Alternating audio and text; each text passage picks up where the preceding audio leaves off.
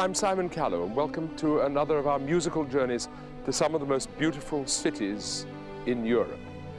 Today we reach what is perhaps the ultimate of classical destinations, the city where Mozart and Beethoven wrote some of their greatest work, and where... Come and explore it with me, Matt, and Nikki.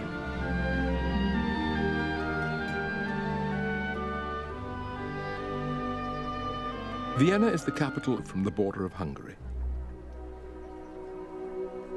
In the 18th and 19th centuries, Vienna meant much the same to musicians as Hollywood does to aspiring film actors today. It was the center of the world. Everywhere you look, there are testaments in brick and stone to the extraordinary composers who chose to live here. Many of their works written here are the cornerstone of the great classical music tradition. Central to the architecture and imperial history of Vienna are the Habsburg dynasties.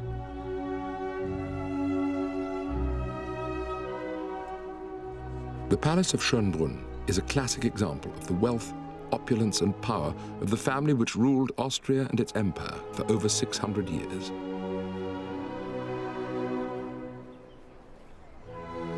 In 1612, while on a hunting expedition on this site, Emperor Matthias discovered what he called the Beautiful Well, Schöner Brunnen, which gave this estate its name.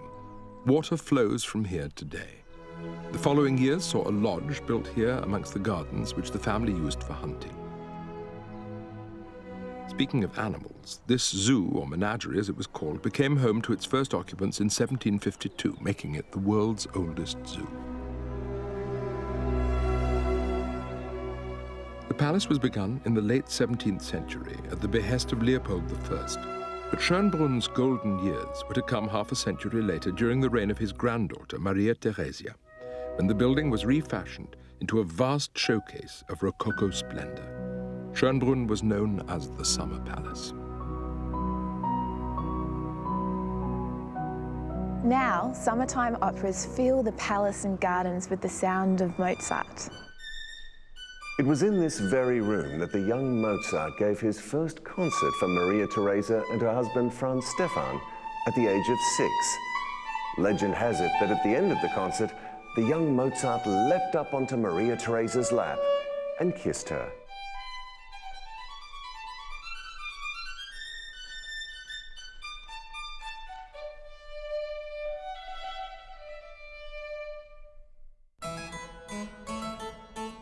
During that same visit, here in 1762, Mozart was playing with the young princesses and slipped on the polished wooden floor.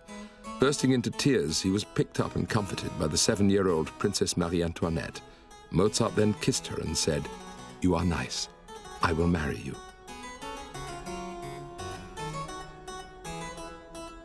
This room is named after her.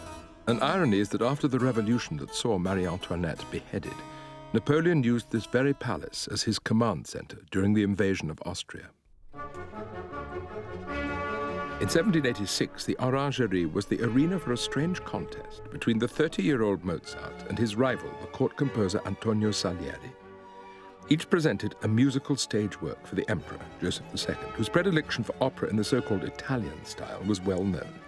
As Salieri was, after all, Italian and rather better than Mozart in the fine art of diplomacy, he was deemed the winner. This was not the first or last time that Salieri would trump Mozart in matters to do with the aristocracy in Vienna. We now know that posterity has not endorsed the emperor's music ensuing decade. These were quite possibly the happiest years of... 5 was carved during the Nazi occupation of Austria during World War II. The 5 stands for the 5th letter of the alphabet, or E. OE being the abbreviation for Österreich, or Austria, and therefore a sign of the resistance.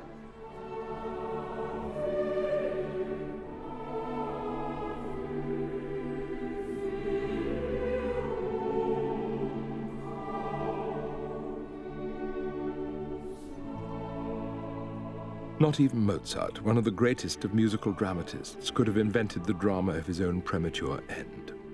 Or could he? When a mysterious stranger commissioned the composer to write a requiem in August 1791, Mozart began to imagine that it was intended for himself. He was still working on it when he died at 5 to 1 in the morning on December the 5th, 1791. Rheumatic fever was said to be the cause. But even that diagnosis began to give way to other, more sinister rumors. He was buried in a common grave in St. Mark's. The body was strewn with lime and covered with earth. To this day, no one knows the exact location, but the grateful Viennese remember him in this memorial.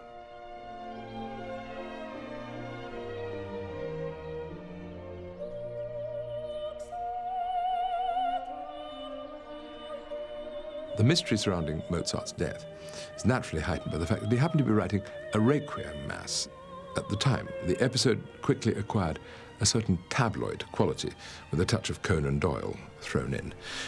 Did Mozart have a premonition of his own death? Was he really writing the requiem for himself as a consequence? Was he poisoned? But the answer to all three of these questions is no, no, and no. The requiem was most likely commissioned by a certain Count Walsegg in memory of just deceased wife, a job of work to which Mozart brought his customary genius, musical and dramatic. The requiem, after all, is one of the great dramatic texts.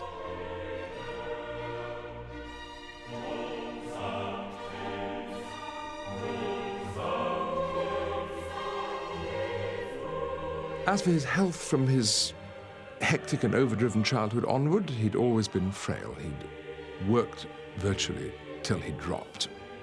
Not that it was particularly unusual, anyway, for a person to die in their mid-30s in the Vienna of the 1790s. His death certificate betrays no hint whatever of poisoning. Funnily enough, it was a chance remark of the deaf Beethoven's in his conversation book that set tongues wagging. Beethoven remembered that his teacher, Antonio Salieri, in his mentally unstable last years, had confessed to poisoning Mozart. But perhaps Beethoven misheard. Mozart was buried just as anyone with few means would have been, in an unmarked grave. Money always talks. He may have been Mozart, but did he have the money to be buried properly? No. As it happens, in time, his widow, Constanza, who often gets a rather poor press, very ingeniously and diligently built up the family fortunes again after his death with her very savvy exploitation of the estate that he'd left her. Posterity makes its judgments in its own time. In this instance, just too late for someone who died at the age of 35. A singer, Henrietta or Yeti Trefts. She'd already had 7 illegitimate children to a number of fathers and was 7 years Strauss's senior. In such circumstances, news of the marriage raised society's collective eyebrow. It was a very happy marriage. Jetty was strong, devoted, a brilliant manager, and probably the greatest admirer of her husband's gifts. The time they shared together was Strauss's. Vienna is, and always has been, a city of music, and the musicians have taken a lively interest in each other's work. When asked for an autograph, Johannes Brahms, who was not actually a native of Vienna but came from Hamburg in North Germany, wrote down the first few bars of the Tales from the Vienna Woods by Johann Strauss II, signing it off, not, unfortunately, by Johannes Brahms.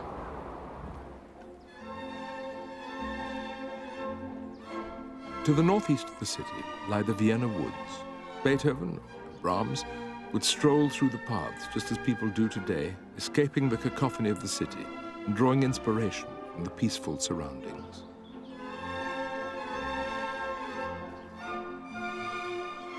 The Vienna Woods remained almost unchanged from the days when these great composers sought solace.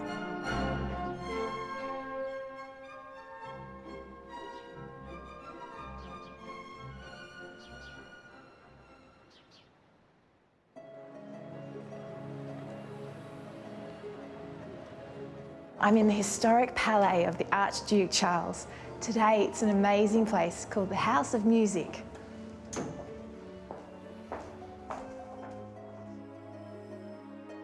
The House of Music is an interactive museum. Visitors are invited to explore and create music in a hands-on environment using the latest sound technology.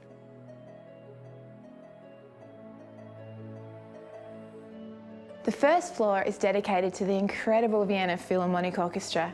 In fact, the founder, composer and conductor Otto Nicolai greets you. The second floor is astonishing. It's an incredible mix of sound in all its forms and up-to-the-minute technology in a hands-on environment. It takes interactivity to a new level. This is the virtual conductor. Just take the baton, choose the blue Danube, of course, and away you go. You control the speed and the performance of the orchestra.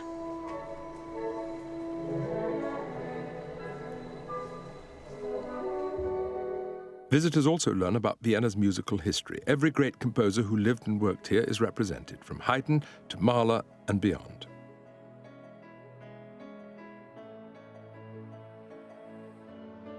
And these, a demonstration of how music would have sounded to Beethoven through his ear trumpets as his deafness got worse.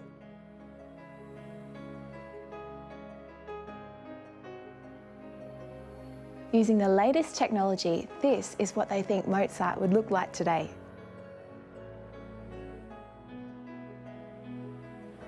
The Theater an der Wien on the banks of the river Wien was completed in 1801. It was the brainchild of Emanuel Schikaneder, the man who wrote the libretto for Mozart's opera, The Magic Flute, and who also looked very much like me in the 1984 film Amadeus. The theatre has been the venue for many significant music premieres, including Strauss's Die Fledermaus, plus the sole opera by a composer who rivals Mozart for the title of the greatest, Ludwig van Beethoven. Beethoven was born far away, in Germany, in the obscure town of Bonn, in 1770. He first visited Vienna at the age of 17.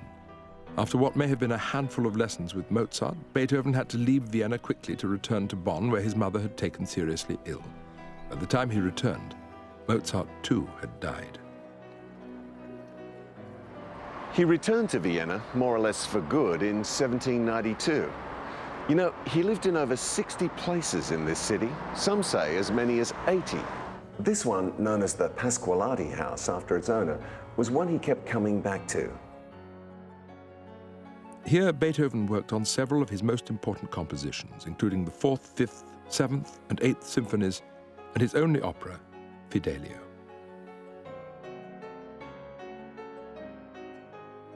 He also had the habit of playing the piano with gusto into the early hours of the morning, which didn't make him too popular with the neighbors. Just outside Vienna, at Döbling, is the Eroica House. It was here that Beethoven wrote his 3rd symphony of the same name, one of the most groundbreaking works of art ever created. Eroica was a very important work, because in it Beethoven broke free of the mold of Haydn and Mozart to create a grand symphony, a daring, dramatic piece. You see, up until this time, people had viewed music purely as entertainment. No one had considered that music, like literature, could help show us the composer's view of the world. With the Eroica, Beethoven changed that classical view forever and helped usher in the new era of the Romantics. He originally called it the Bonaparte Symphony in honor of the man who shattered the concept of monarchy by being a champion of the people. But when Napoleon declared himself Emperor of France, Beethoven, in a fit of rage, ripped the title page from his work. He called it the Eroica, or Heroic Symphony, and appended the bitter subtitle, composed to celebrate the memory of a great man. His anger was not directed solely at Napoleon. A few years before, still only in his late 20s, Beethoven began to experience a calamitous tragedy. He discovered that he was losing his hearing. The man whose single passion was to bring music into the lives of others was slowly being robbed of the ability to hear it. This devastated him. Here in this place called the Heiligenstadt House, he wrote a letter in October 1802 to his brothers, bearing his soul by describing the pain he endured socially, psychologically, and musically.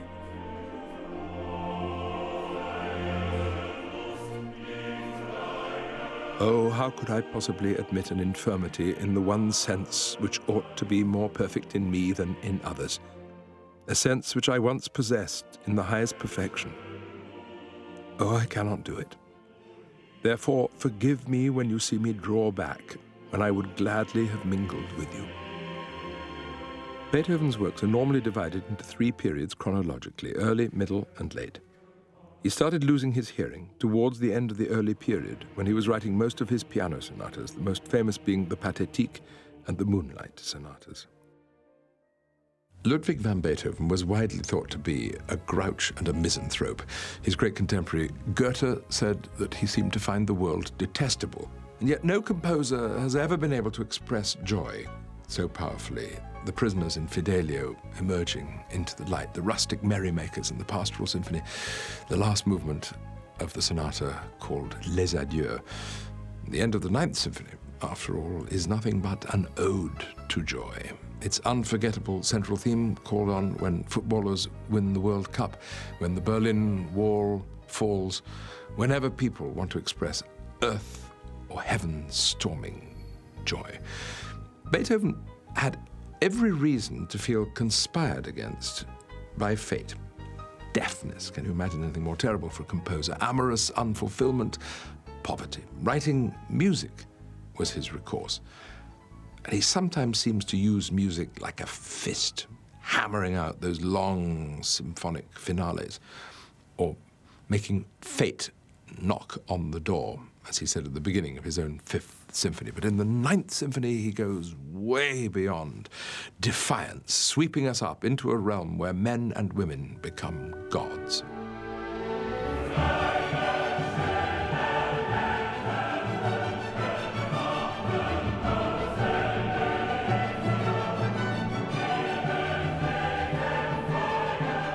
Vienna has a wide array of hotels for all budgets. You can stay in a former palace right on the Ring, a luxury hotel next door to the Opera House, or this boutique family apartment just outside of the Ring. This magnificent hotel, the Imperial, was originally inaugurated as a palace in 1873 in the reign of Emperor Franz Joseph I. The luxury endures, but the guests now arrive with credit cards rather than royal invitations. The Imperial has its own particular form of chocolate nemesis, the famous Imperial torte.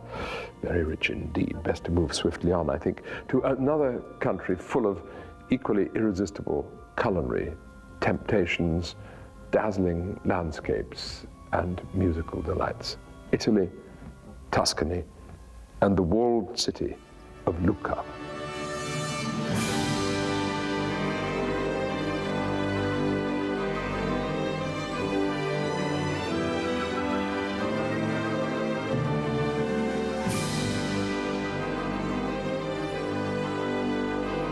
I'm Simon Callow. Goodbye.